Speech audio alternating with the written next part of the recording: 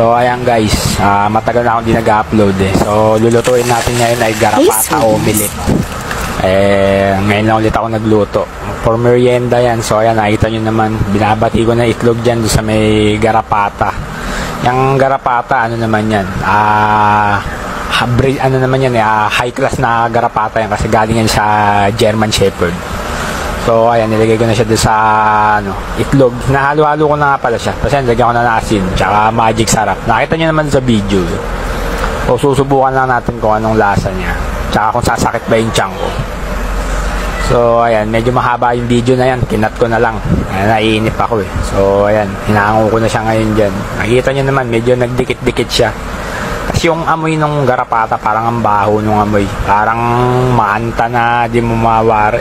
Para siyang malansa, ganyan. Pero titikman pa rin natin siya kung anong lasa niya. So ayan, kita nyo naman, nagdikit-dikit yung iba. Parang hindi ko alam kung nasunog yata. Pero mukhang hindi naman nasunog. Mga ganyan lang talaga yung kulay niyan. Kaya titikman na natin kung anong lasa. Ayan. Okay naman siya, parang typical na omelette. Tapos yung garapata, para siyang chicken liver. So yun lang.